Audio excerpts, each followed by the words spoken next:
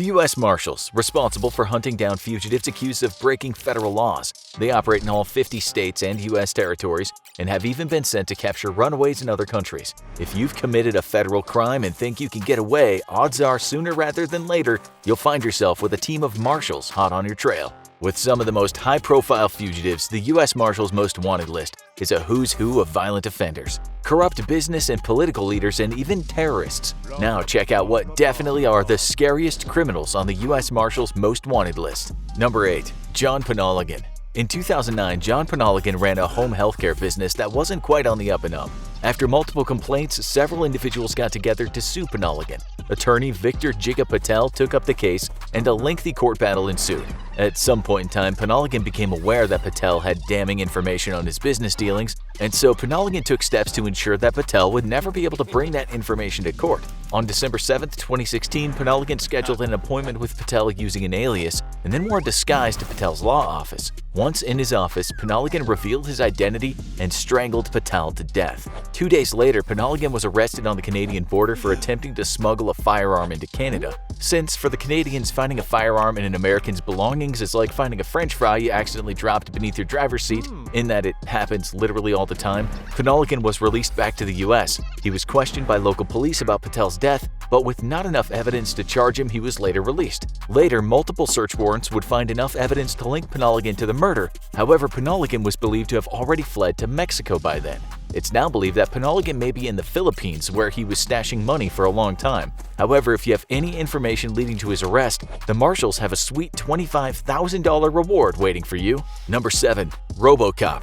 No, we're not kidding. The US Marshals are in fact looking for Robocop. Known as Raymond Abbott Berga, or Robocop to his criminal affiliates, Abbott Berga landed on the Marshals Most Wanted list after escaping from a maximum security facility in Puerto Rico. He'd been arrested and charged with multiple federal firearms violations for his role in smuggling automatic weapons from the mainland US into Puerto Rico, which were then disseminated to local street gangs and drug cartels, including groups affiliated to Colombian cartels. Given his extremely violent nature and extensive knowledge of firearms, the Marshals warned that Abbott Berga should be considered extremely dangerous. They also believe that Abbott Berga is still likely heavily involved in weapon smuggling. Number 6. Jose Bustos Diaz. In 2005, police found the body of a woman who'd been beaten and stabbed to death, prompting a manslaughter investigation. It did not take the authorities long to link the killing to Jose Bustos Diaz, who was quickly arrested and faced trial. Sentenced to 35 years in prison, Bustos Diaz was moved to the Texas Department of Criminal Justice Dolph Briscoe unit,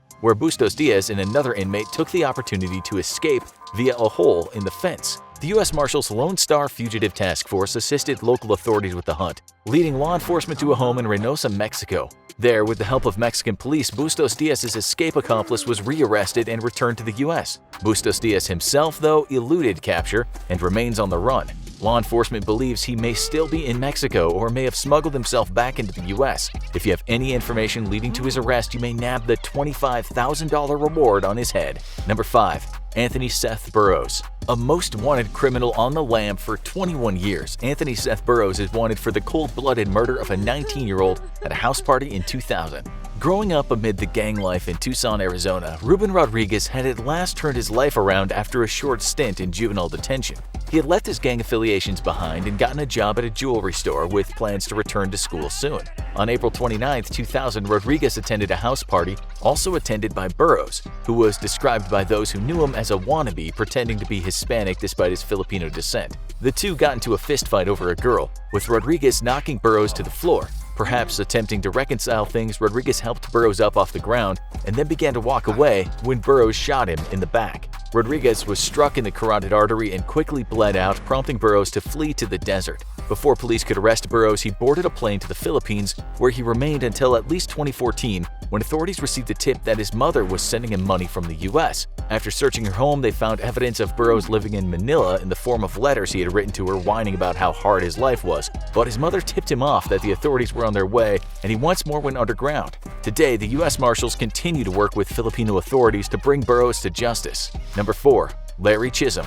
Arrested on armed robbery and narcotics charges, Larry Chisholm was apprehended and sentenced to 40 years in prison back in the 70s. In 1978, Chisholm, who had earned privileges for good behavior, was allowed to attend a bowling event with several other inmates. Yeah, apparently prison worked differently back then. Once at the bowling alley, Chisholm excused himself to the bathroom, though a guard became suspicious and injured after a few minutes. Authorities believe that an accomplice had stashed a shotgun there for Chisholm as he turned the weapon on the guard and severely injured him. He would escape along with several other inmates and a guard as hostage. The group hijacked a plane to Arkansas, and 3 days after arriving, he was arrested after kidnapping a civilian and getting into a shootout with the police. Chisholm would escape again shortly after, and authorities got a tip that he was living in Mobile, Alabama, though he managed to escape before he could be apprehended. In 1990, the authorities discovered him living in North Carolina under an alias, but once more he managed to evade capture. The last confirmed sighting of Larry Chisholm was in December of 1990 in Atlanta, Georgia. Given his tendency to escape police custody with extreme violence, Larry Chisholm is still considered extremely dangerous. Number 3. John Ruffo. On the lam since 1998, John Ruffo was charged with one of the greatest bank frauds in history. Scamming over $350 million from banks, John Ruffo was sentenced to 17 years in prison. Released on a $10 million bond, John Ruffo was ordered to report to federal prison in New Jersey on November 9, 1998. But unsurprisingly, he never showed. An arrest warrant was immediately issued. John Ruffo's last known movements led police to an ATM on the way to the JFK airport, where he arrived shortly after. Mr. Ruffo then boarded a plane and, despite hundreds of tips, hasn't been caught yet. Of the $350 million that he stole, all but about $13 million have been recovered, leaving Ruffo with plenty of places to retire and enjoy his ill-gotten gains. Number 2. Robert Lee King. On December 1, 2005, 20-year-old Diana Smith woke up to an argument between her mother and her boyfriend, Robert Lee King. Making her way to their bedroom, Diana discovered King standing over her mother and savagely beating her. Fleeing to her bedroom, she attempted to lock herself in her room while calling the police, but King broke through the door and attacked Diana with a sharp object, cutting her in the neck. King fled the home, and Diana rushed to her mother's side, finding her thoroughly beaten and bleeding profusely from a serious cut to her neck. By the time the paramedics arrived, her mother was already dead. Diana herself was transported to the hospital in critical condition but survived the ordeal. King is believed to still be in the country under an alias, and police recently released an age progression photograph in hopes of the public identifying and bringing this savage murderer to justice. Number 1. Jerry Worthen.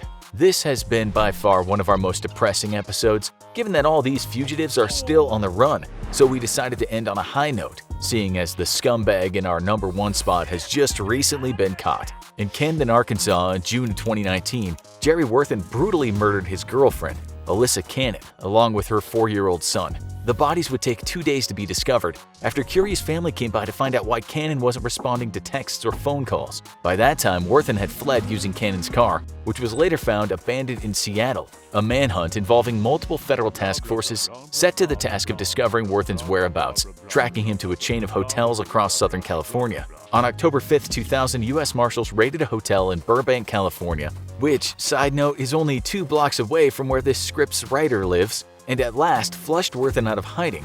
A foot chase through a local neighborhood and literally right past this writer's house ended up with Worthen's capture. He was quickly extradited to Arkansas, where he awaits 2 counts of capital murder and will assuredly never see a single day as a free man again. Now it's time to help bring more criminals to justice with FBI's most violent, most wanted of all time. Or click this other video instead.